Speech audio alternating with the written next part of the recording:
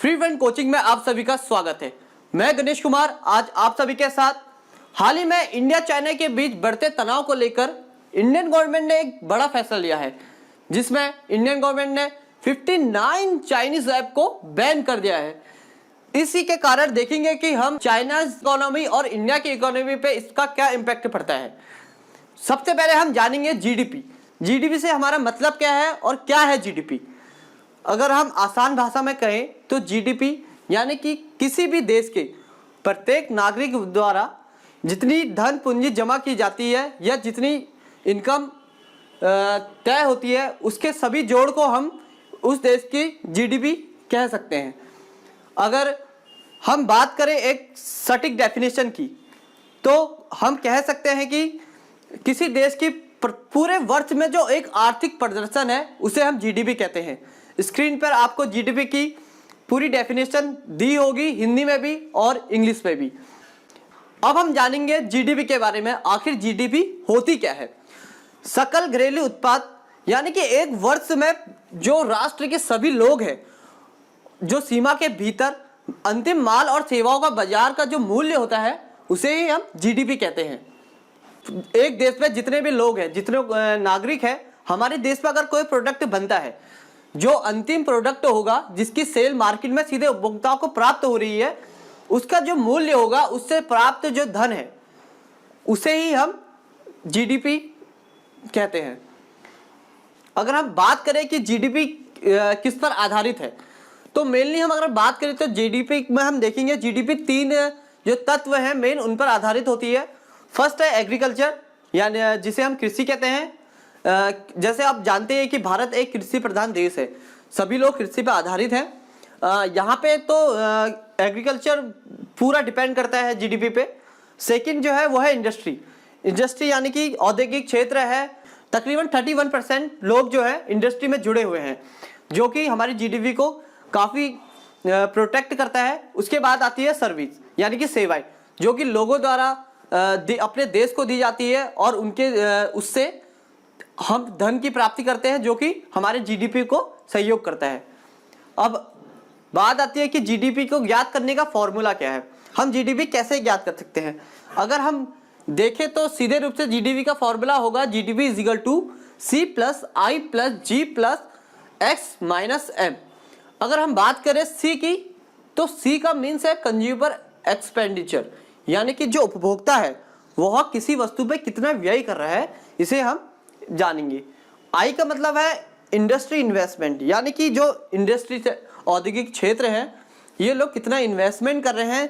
Investment depend करता है कि कितना माल, जो सामान है, अंतिम सामान है, वो मार्केट में आ रहा है।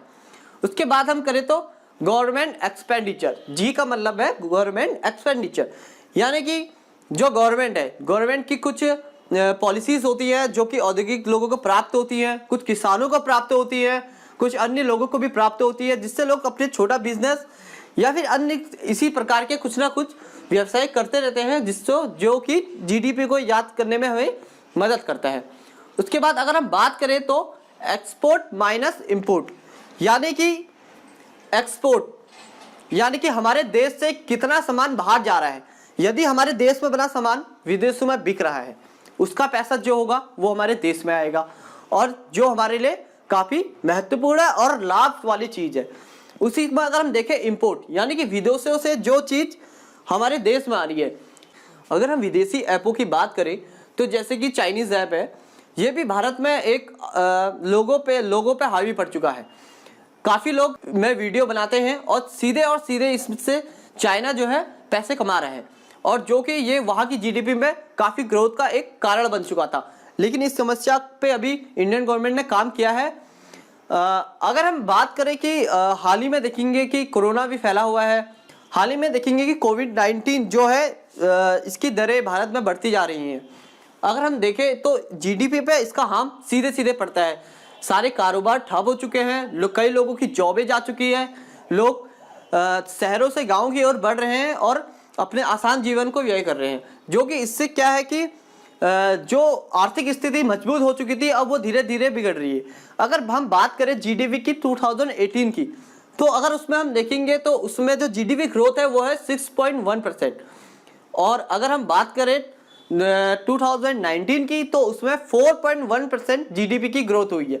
लेकिन अगर हम बात करें 2020 की तो अभी तक के जो हाल है उसमें लगभग 1.1, जो कि बहुत कम है। अगर पिछले आंकड़े देखें तो उनके मुताबिक ये बहुत ही कम मात्रा है। और इसका जो कारण है वो अभी तक कोविड-19 बना हुआ है, क्योंकि लोगों का रोजगार छीन चुका है उनसे। इंडियन गवर्नमेंट ने कल ही टिकटॉक को बैन कर दिया है और टिकटॉक के साथ अन्य 58 ऐप्स को बैन कर दिया गया है। इसका जो इम्पैक्ट हमारी जीडीपी पे पड़ेगा या चाइना की जीडीपी पे, तो इसका सीधा असर पड़ रहा है, क्योंकि चाइना काफ़ी रुपए विदेशों में, भारत में भी ये ऐप पूरी तरह फैल चुका था और लोग इसके आदी हो चुके थे।